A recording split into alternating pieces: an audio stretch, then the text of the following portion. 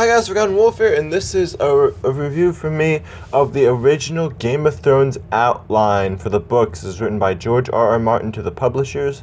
Before we begin, we know this is the outline because of a letter George R.R. Martin sent to publishers in 1993. It surfaced online a few years ago. I will go over what happens in each of the three books, as it was meant to be a trilogy. With that out of the way, let's begin. In the first book, it'd be very similar with a few differences. All the Starks are a bit older, and Tyrion is a bit younger, to my knowledge. And in Book 1, Ned, Sansa, and Arya still go down to King's Landing, but Catelyn also joins them down in King's Landing.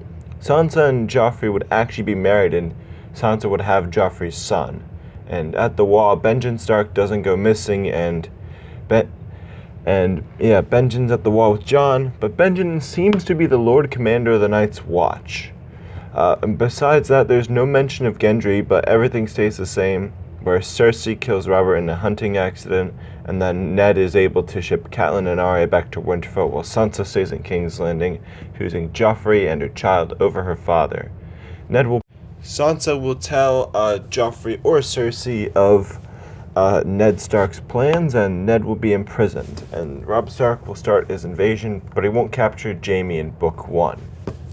Meanwhile, Daenerys will actually kill Khal Drogo for killing Viserys, and I don't think Daenerys is pregnant in Book 1, while Ned Stark is still executed, and Robb Stark still becomes king in the North.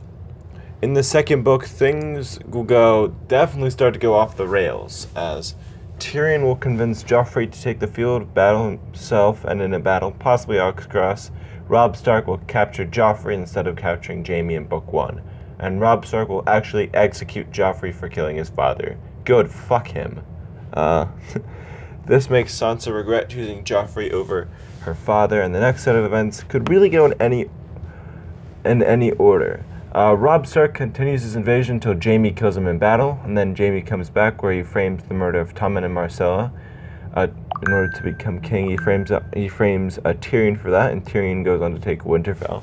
However, what seems to be the more likely set of events to come next is Tyrion takes Winterfell at the beginning of Book 2 and takes Theon's role, burning it to the ground. Then he returns to King's Landing, where Jaime will frame him for the murders of Tommen and Myrcella, and Tyrion will go back north and make common cause with the Starks, as said in the outline. Jaime will be able to become king, as he will very likely kill Sansa and her child at the end of Book 2, and knowing how succession works, that's how it works with Joffrey, Tommen, Myrcella, Sansa, and Sansa's child dead. That would make Jaime just... There is no king, so Jaime just accepts the role of king. He takes it. And it's not explicitly mentioned by George that Jaime kills Sansa and her child, but that seems to be the implication. Meanwhile, for the Starks, after Tyrion takes Winterfell, Catelyn, Bran, and Arya will go to the Wall. Rickon, if he even exists, is dead. Rickon isn't mentioned, so I don't think he exists in this outline. The three go to the Wall to seek the protection of the Night's Watch and Jon and Benjen, only for their vows to prevent them to doing so. This will cause Bran to be furious at Jon, while Arya will be more forgiving. However, Jon and Arya will realize they are actually in love with each other. Being half-siblings, this will haunt them and prevent them from being together. What the fuck? At some point, Benjen Stark will be killed, and Jon will be named Lord Commander of the Night's Watch, with Arya slowly but surely luring him away from his Night's Watch vows. But Catelyn, Bran, and Arya will go north into the cave where Bran goes in like season 5 or 4, and everything stays the same, and Bran still becomes the Three-Eyed Raven and figures out Jon's true parentage, but eventually the wildlings capture the three of them, and they will be attacked by the White Walkers, while Bran will escape thanks to his magical powers. Arya will escape because of Needle, and Catelyn will die and become Lady Stoneheart / the Night Queen to go with the Night King, further adding to the theory that the Night King is Stark. The wildlings, Bran and Arya, will once again make their way back to the Wall, and this time Jon breaks his vows when he sees Tyrion back in the North. He breaks his vows and takes back Winterfell, becoming king in the North, succeeding Robb Stark as king in the North after Robb's death.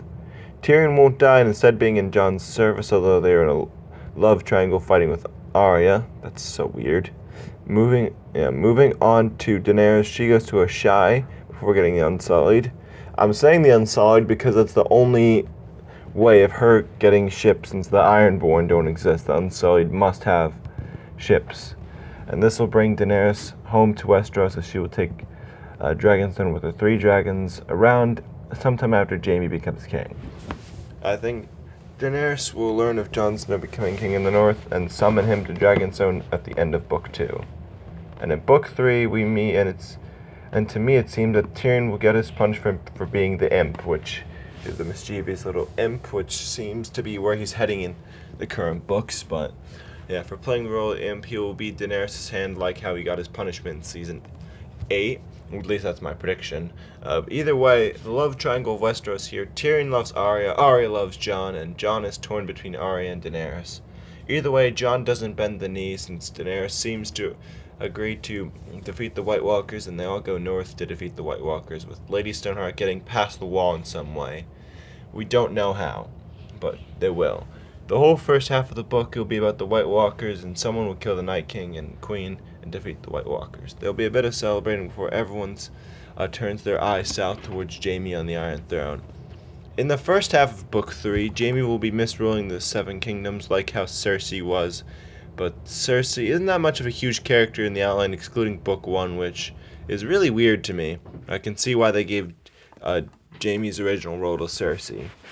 And after the fall of the White Walkers, there'll be maybe a bit of fight.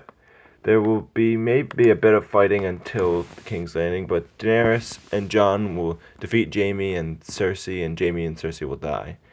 Daenerys goes on to rule the 7 kingdoms as she isn't the Mad Queen, while up north, Jon will finally be confirmed as a Targaryen, and Jon and Arya will marry, becoming the king and queen in the north. And this is written by George himself. What? So let me get this straight. Ned shits on Cersei and Jaime for loving, but Jon and Arya, who are cousins, end up marrying. Yeah, I can see why George changed this. That's absolutely insane. And Tyrion probably becomes hand of the king to hand of the queen to Daenerys, and this covers 4 out of the 5 major characters, as said by George. And the only other main character who's mentioned is Bran. But we don't know what happens to Bran besides becoming the 3-eyed raven. We know he lives, but he'll probably just be staying in Winterfell. And that is it for the outline. But before I go, let me get a list of characters that don't exist in this timeline. Stannis and Renly Baratheon, Melisandre, Alliser Thorne, Bronn, Brienne, and Rickon Stark.